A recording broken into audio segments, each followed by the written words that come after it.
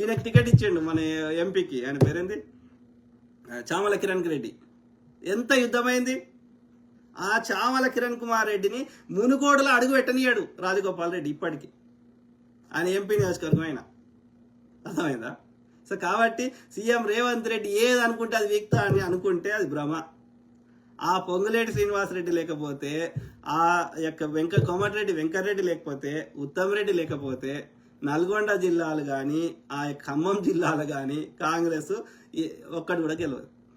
కాబట్టి రేవంత్ రెడ్డి చెప్తే ఆడ ఓట్లు పడుతున్నాయని అనుకుంటే భ్రమ భ్రమ భ్రమ. ఓకే, సాగు కోతరు, మంచి కోతరు, చెడు కోతరు, అక్కడ ప్రజలను పట్టించుకుంటారు, అక్కడ నాయకులని సమస్యలు తీరుస్తారు. అక్కడ ఏ టు జెడ్ చూసేది ఆ కోమటిరెడ్డి. నల్గొండలో అయితే కోమటిరెడ్డి, ఆ ఉత్తమ్ రెడ్డి, లేకపోతే నల్గొండ వాళ్ళు ఎవరెవరు ఏరియాలను ఆ జానారెడ్డి, ఇక్కడ పొంగులేటి శ్రీనివాసరెడ్డి, అక్కడ లోకల్ లీడర్లు బలంగా ఉన్నారు కాబట్టి అవి గెలుస్తున్నాం. రేవంత్ రెడ్డి వల్ల కాదు కాదు కాదు.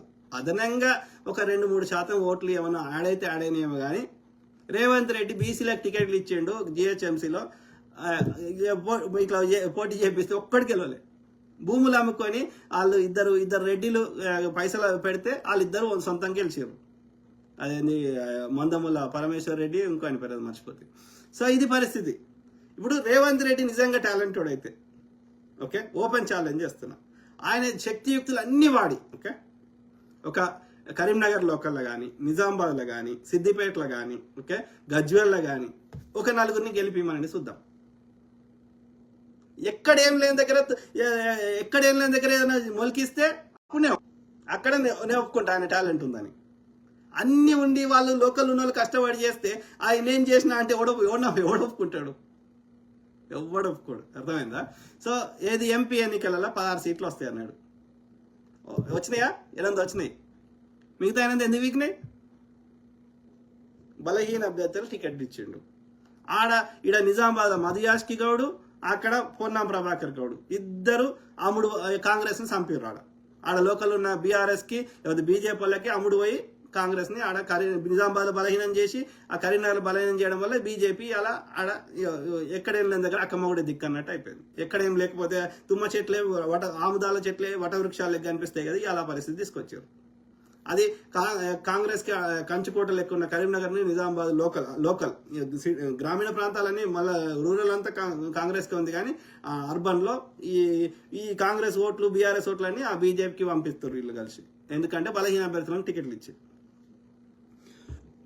అయినా సరే రేవంత్ రెడ్డి ఆయన నేనే చేస్తున్నాను అనుకుంటే అది భ్రమ. ఓకే, ఈ లీడర్లు అందరు వెళ్ళిపోతే ఏముండదు. ఒక సీతక్క, తర్వాత ఒక మన పేరేంది, ఆమె పేరు వరంగల్లో, మన పేరు మర్చిపోతే. సో వాళ్ళనే గెలుస్తున్నది. వాళ్ళు వెళ్ళిపోతే ఆ ప్రాంతాలు మన పట్టెలకు వెళ్ళిపోతాయి. సో అది పరిస్థితి. Dande Yadagiri, thank you brother. So కాబట్టి నేను ఏమంటున్నా అంటే, నీకు ఆపర్చునిటీ వచ్చినప్పుడు దాన్ని సద్వినియోగం చేసుకో. ఓకే, కఠినమైన నిర్ణయాలు తీసుకో. పేద సామాన్యుల బతుకులు మార్చే ప్రయత్నం చేయి. ఓకే, మనది కుల మత వివక్ష లేకుండా చేయి. ఈ రిలీజియస్ హార్మోన్లు లేకుండా ఇన్ని దేశాలు తిరుగుతున్నప్పుడు ఆ దేశాలు ఎట్లున్నాయో చూసి వస్తున్నావు కాబట్టి అందులో ఒక 50 నువ్వు వచ్చిన దగ్గర నుంచి ఒక 20-30% అని ఇంప్లిమెంట్ చేసే ప్రయత్నం చేయాలి కదా. కాలక్షేపం చేస్తే గలవదు కదా, మరి మార్పు రాదు కదా, మరి కొట్లాడిన దానికి అర్థం లేదు కదా. సంక్షేమ పథకాలు ఒకటిస్తే మన బతుకులు మారే కదా. కేసీఆర్ కూడా ఇచ్చింది కదా చిల్లరా, అది కాదు కదా, అంతకంటే ఎక్కువ కావాలి కదా. నా కాలం మీద నేను నిలబడేటట్టు చేస్తే అది గొప్పతోని.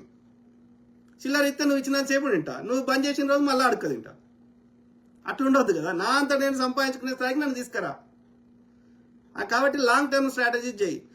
పైసలు అత్యంత పేదవాడికి ఇయ్యి, నేను వద్దంటలేను. అది కూడా టెంపరీ ఇయ్యి. వాడిని పేదవాడు ధనవంతుడు చేసేదాకి, ధనవంతుడు కాకపోయినా ఒక మిడిల్ క్లాస్ వచ్చేదాకా చేసేదాకి.